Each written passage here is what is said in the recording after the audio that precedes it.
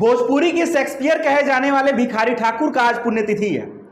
लेकिन भिखारी ठाकुर का कलेजा इस बात से फट रहा होगा कि जिस भोजपुरी भाषा को उन्होंने पूरे विश्व भर में प्रख्याति दिलाई, आज भोजपुरी के चंद कलाकारों ने उसी भोजपुरी गानों और फिल्मों में इतना अश्लीलता परोस दिया है कि पूरी दुनिया इसे बी ग्रेड के तौर पे देखती है। तो अब थोड़ी बहुत जान पहचान के लिए, मेरा नाम आदित्य पांडे है और आप यूपी फर्स्ट देख रहे हैं। कभी समाज को आईना दिखाने वाली रचनाएं लिखने वाले लोग कवि भिखारी ठाकुर की रचनाएं और उनकी प्रासंगिकता संघर्ष के दौर में खड़ी है। अपनी कला और रचनाओं के माध्यम से समाज की कुरीतियों पर कड़ा प्रहार करने वाले भिखारी ठाकुर एक महान क्रांतिकारी थे।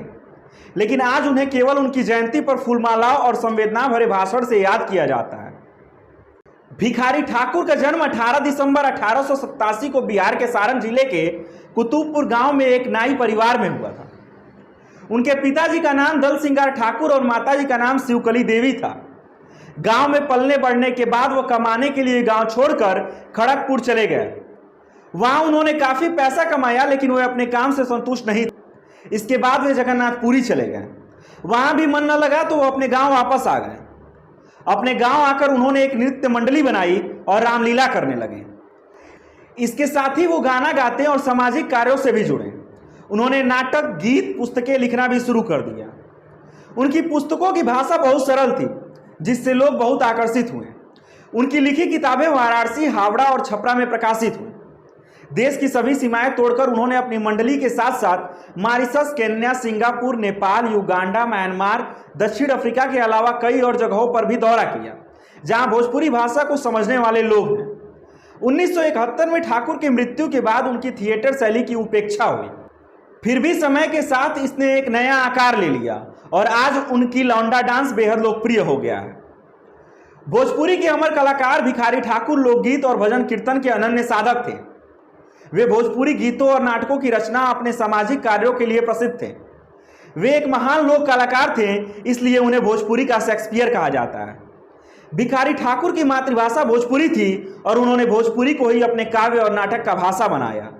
भोजपुरी झारखंड, पूर्वी उत्तर प्रदेश और बंगाल के कुछ हिस्सों सहित पूरे बिहार के प्रमुख हिस्सों में व्यापक रूप से बोली जाती है। लेकिन वह केवल इस भाषाई क्षेत्र में ही लोकप्रिय नहीं है, बल्कि भोजपुरी को आज पूरे विश्व में लगभग 40 करोड़ लोग बोलते और समझते हैं। भिखारी ठाकुर की विदेशिया, बेटी बेचवा जैसी कई रचनाएं हैं, जिसने न सिर्फ लोगों के मन में एक खास जगह बनाई, बल्कि समाज में व्याप्त कुरीतियों पर कड़ा प्रहार कर आंदोलन की नई राह दी।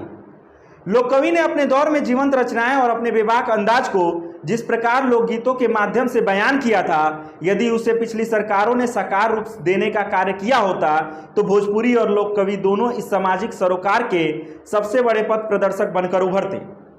आज के समय में जहां भोजपुरी में अश्लीलता फैलाने वाले गायक करोड़ों कमा रहे हैं, वहीं भिखारी ठाकुर के लोक संगीत और रचनाओं को आगे बढ़ाने वाले परिवार के सदस्य, उनके शिष्य तंग हालातों से गुजर बसर करने को मजबूर हैं। जिस जिले ने बिहार को ही नहीं बल्कि देश के कई बड़े नेताओं और मंत्रियों को सौगात दी है, उसी जिले का मान सम्मान बढ़ाने वाले भिखारी ठाकुर बस जयंती और पुण्यतिथि पर याद किए जाते हैं। अब वो केवल राजनीतिक रोटी सेकने का जरिया बनकर रह गए हैं।